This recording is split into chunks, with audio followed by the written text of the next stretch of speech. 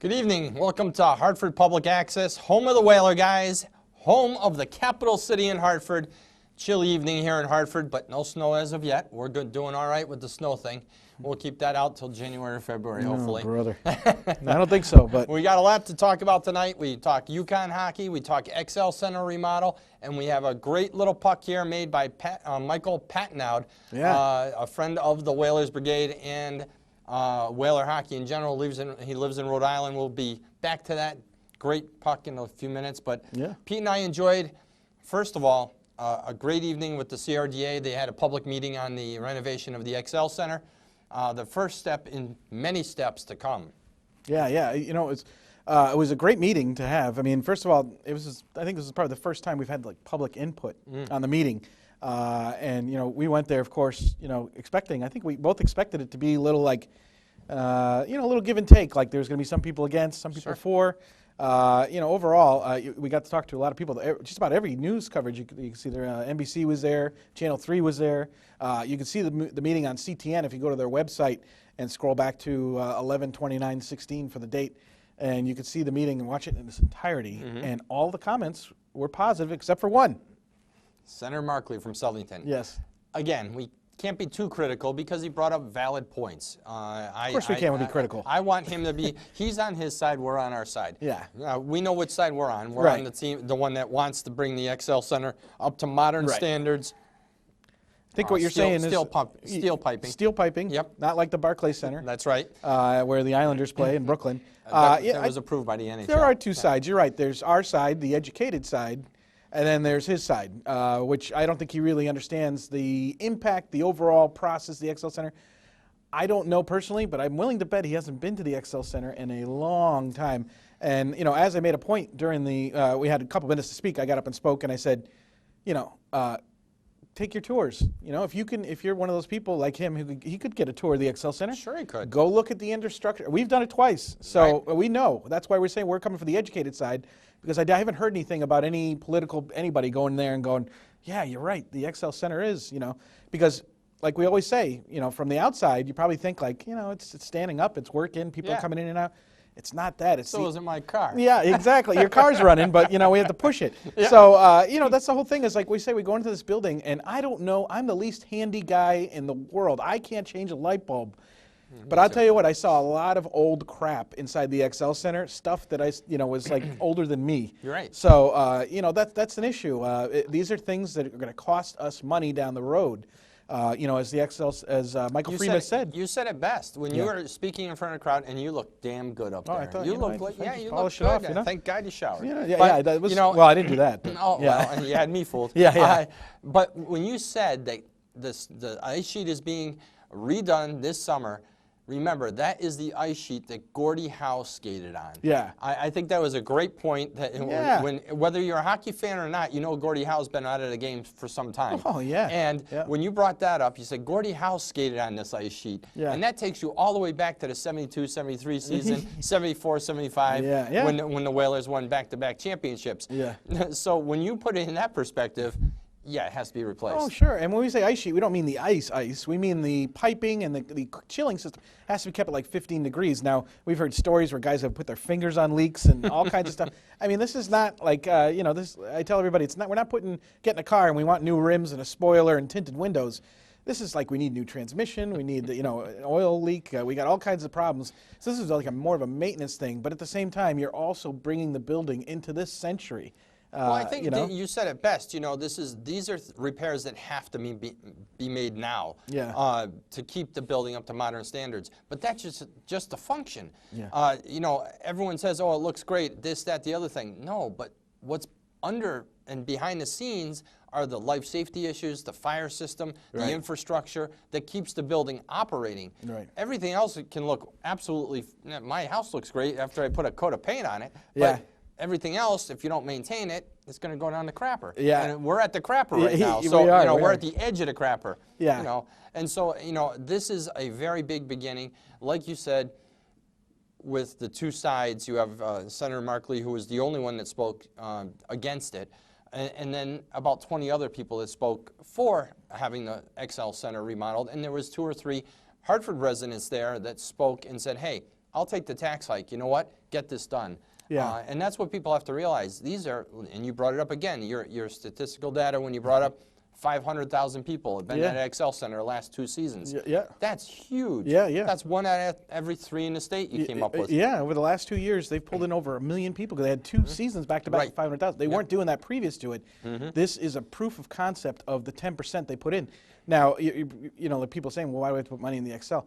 The Excel Center has lost about 40 million over the last 3 or 4 years.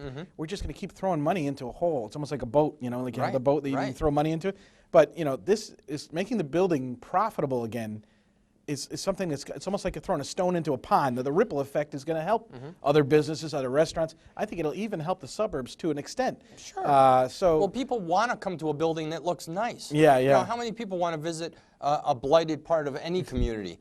It's getting like that. And the other thing that you brought up, which makes perfect sense, was, and you started your conversation with, this is not about the NHL, but at the end you trailed off and you included the NHL, which was very important because that first year the Whalers left, the city lost $75 million. Yeah, every year. $75 million Every year. in 1 year. Yeah.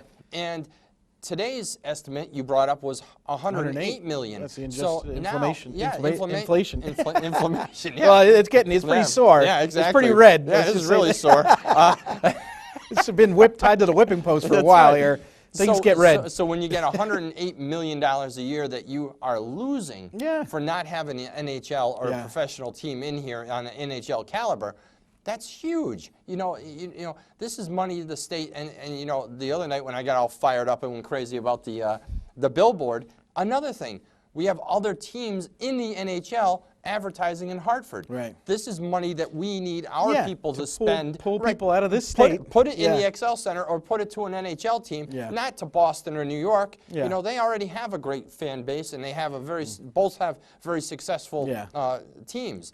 But you know what? If they're coming into our area to steal our fans away, to travel 2 hours to a game when they can have their game here, I'll tell you what, and another thing I can't get past is that Stadium Consultant International, and they have Murray Bainan, who's like the head architect guy. You know, you can tell he's done everything. Yeah, Murray Bainan, not Matt Bainan. If you've been leading other publications that don't Google, you know. Anyway, so Murray Bainan is, you know, he's a hockey guy, and we got a chance to talk with him one-on-one after. He actually gave us our card and said, "You guys have any questions? Let me know." So we'll put it out to you, and we'll put it out on social media. Send us your questions, and we'll take a couple, and we'll send them to Murray Bainan. You know, just keep them on the Excel Center and about the plan and questions you may have. But this guy did the Madison Square Garden. He did the LA Forum. These are the top markets in America. Why is he in Hartford, Connecticut? Because it's worth it. That's why. And he knows the potential. And he even said it in his presentation, if you were to watch the presentation on CTN, that Hartford, for the size of it, for the community, can support the building.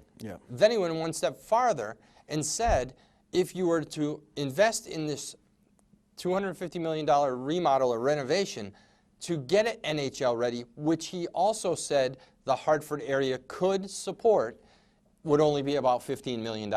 Yeah. So it's a very small amount down the road if, in fact, we were able to attract an NHL club to relocate here. Yeah. So, you know, to put the XL Center on the map to be marketable, and that's another thing. It's not just to keep it up to speed with modern technology and running efficiently, it's also to market the facility for college basketball, championships, and part of that renovation is to add another 4,000 seats to get it up to 19,000 seats. That puts you on the mark for championship basketball in the NCAA. You have to have a minimum of 18,000 seats to be marketable for college and collegiate championships. And you can't do that without a second concourse, and you really need a second concourse, even if you stay with the AHL and UConn and all this.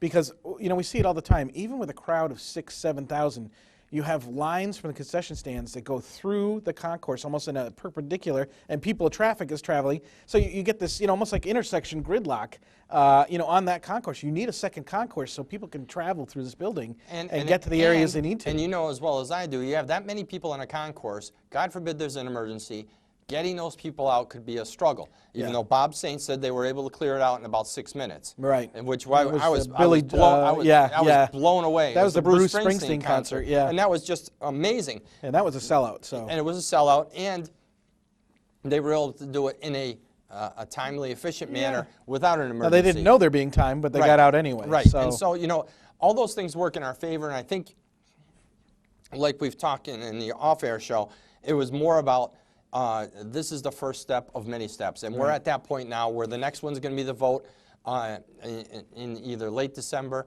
or January, where they're going to boost it up to the legislature. Now, hold on to your hats there, because anything that gets to the legislature, first of all, it's going to be slow.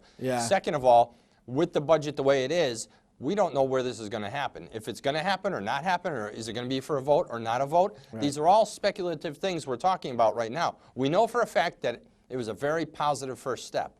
Now the next step is getting it in front of the legislature, and hopefully there's some smart people there that can do the right thing.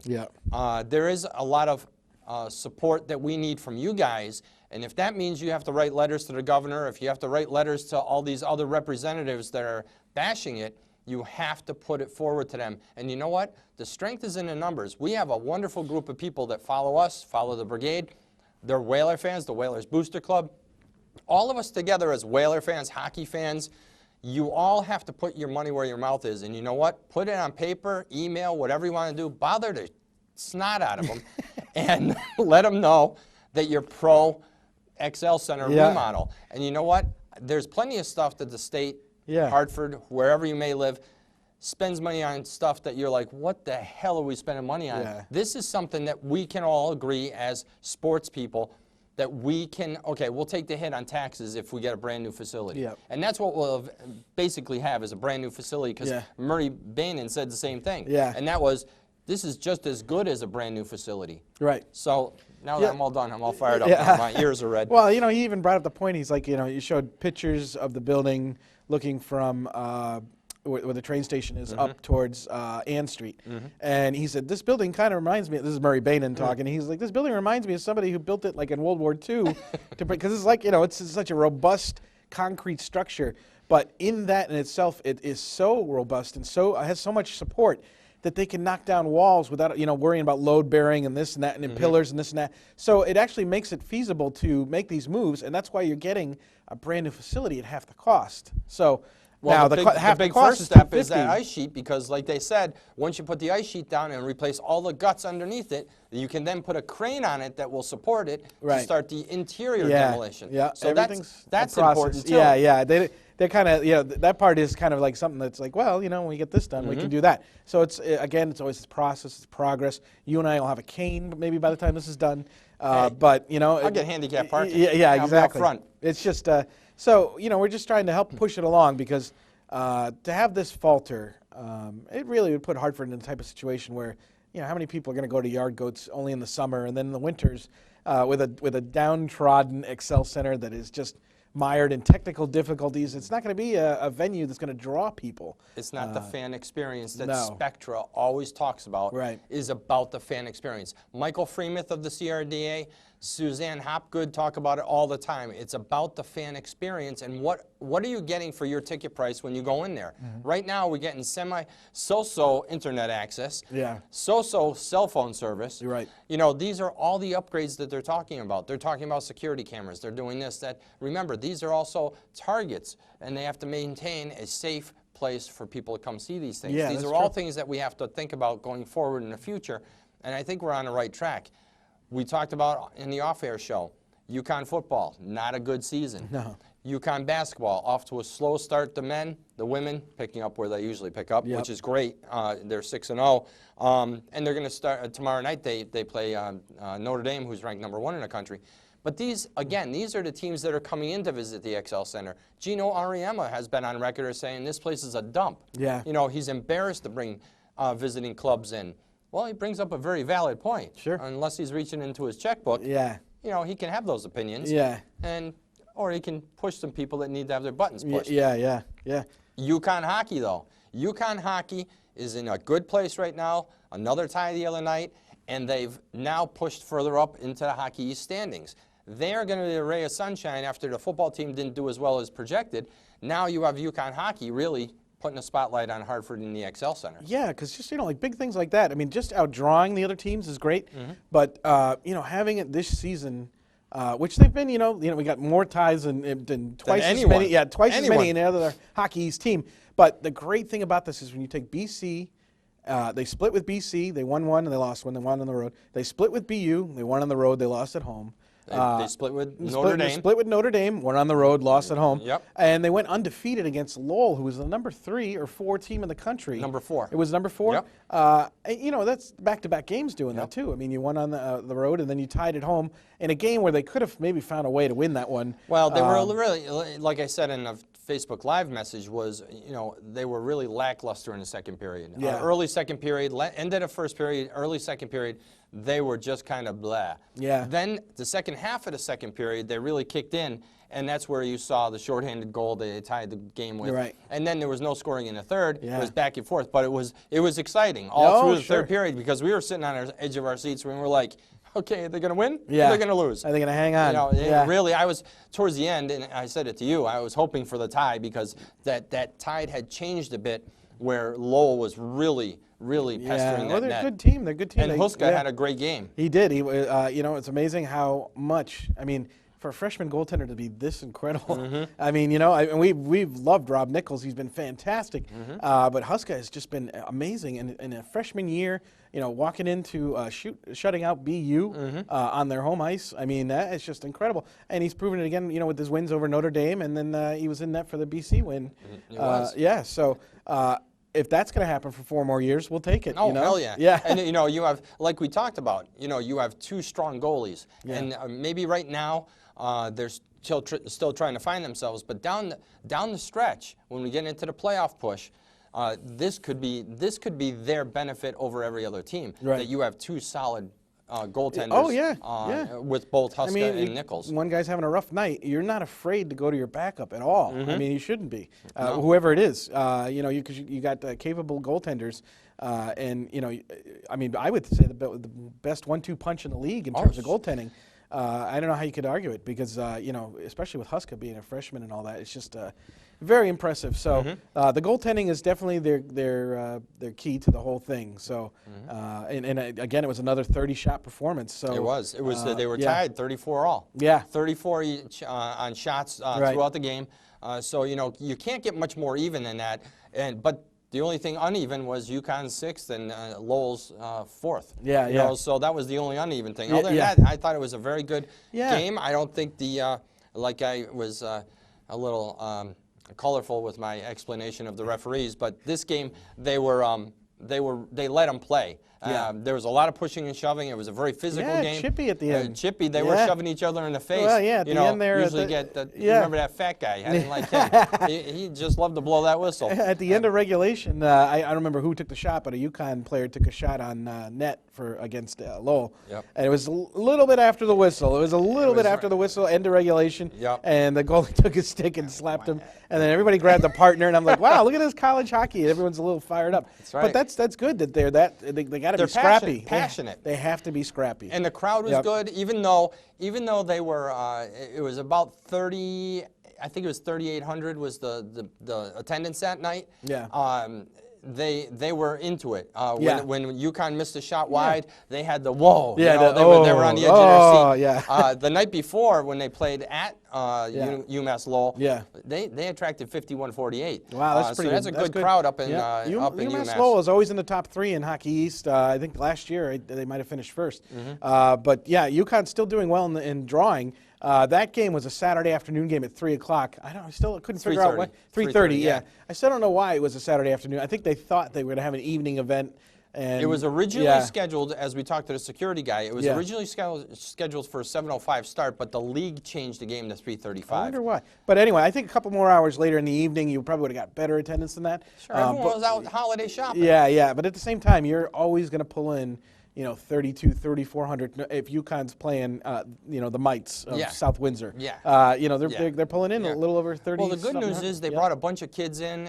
That's great. Get the hockey clubs in there. Get them excited. This is another reason why UConn is drawing, because it's exciting hockey. And they're, you look at the younger kids and they're looking at these guys. They're saying, wow, they're not that far away from in my age to be playing hockey. So, right. So it gives them a little kind of role model thing. Yeah. And the offense has been much better. They've got 48 goals factored.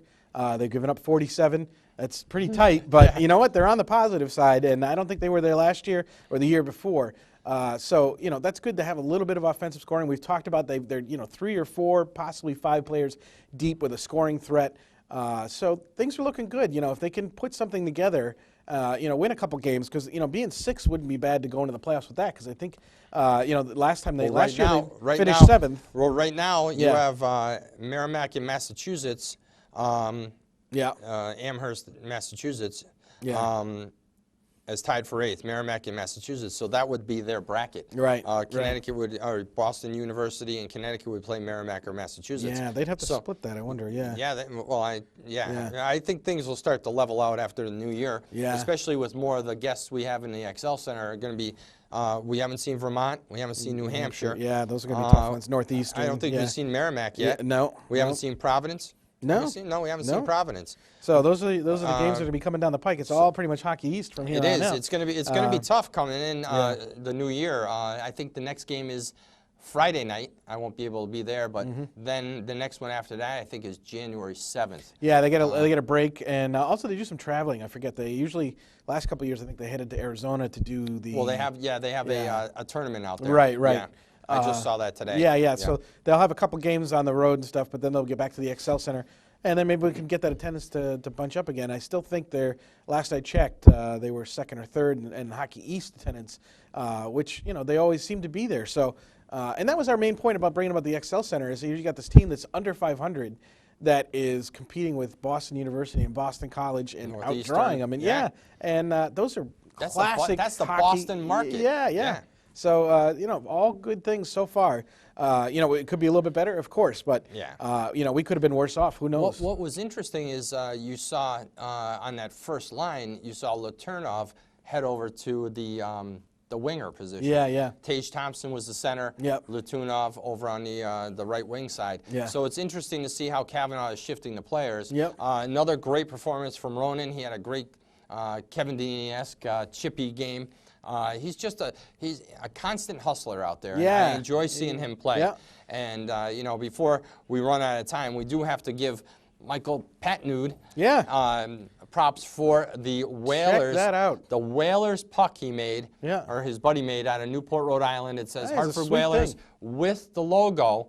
And then at the bottom it says bring them back. Yeah. I don't know if you can see with the green screen behind us. Yeah. But, when you look at it, it's just a great hockey puck. Yeah. And he's going to make a couple more for us. One that says the Whalers Brigade. Yeah. Maybe even the Whaler guys. So if you want some of those, let us know. We'll let Michael know, and we'll put you in touch with who's making those pucks. So, it's great to see people come out. We met Michael at the game, him and his fiancée. A lot of Whaler fans out there, and just very nice. Traveled 2 hours to come down, come down to the game.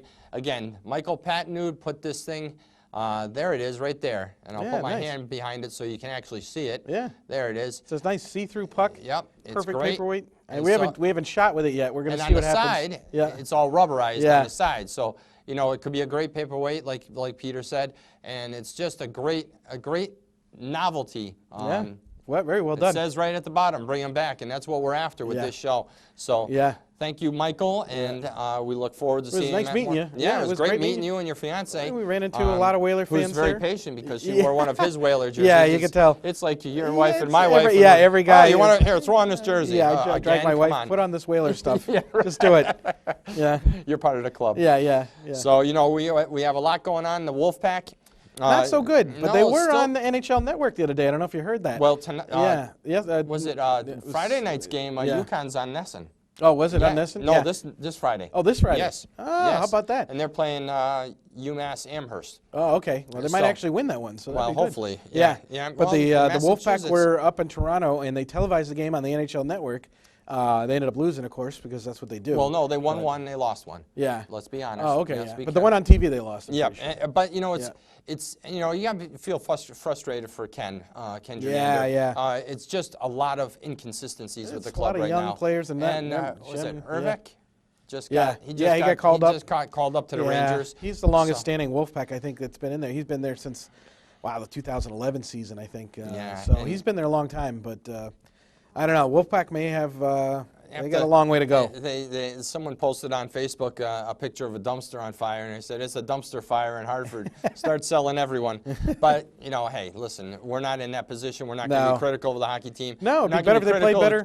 Kenner Janander's the best guy in the world to be in Hartford because he can make something out of nothing. Yeah, and he's done it before. Yeah. You know, we're going to do a podcast after the show with Chris. Sheffield from, was it the Burger? Burger Hockey Tournament. Nice tournament they got going on here in Connecticut. You'll learn more about that because it's open to ages, I think he said, like 6 to 80. So, you know, I think it's like a 3-on-3 type of thing, and it's fun. And you have a whole day out there, and it's out in the northeast corner of Connecticut. Okay. So we'll get you more information about that. But check it out, Burger Hockey Tournament. And you can check it out on the web, and he's also on Facebook too. We'll put him on our sites. We'll put it on the brigade page so everyone can check it out. And again, if anyone has any questions for SCI, we did meet Mr. Armstrong, which is Murray Bainen's assistant, who's the architectural engineer for most of these projects. Right. Give us those questions, and we'll reach out to SCI and get answers for you about, you know, the upcoming events and how they see this going forward from an architectural and engineering standpoint. Said bring them on. So bring them on. So let's blanket this guy with questions because I think it's very important that people make an informed decision. And we're going to see a lot of people who are very informed voting for it or against it. Hopefully there's more for. Yeah. So until we catch you next time, we are the Whaler guys, you guys are the Brigade, and we're one nation under green because we know the Whalers will be coming back. Have a great night.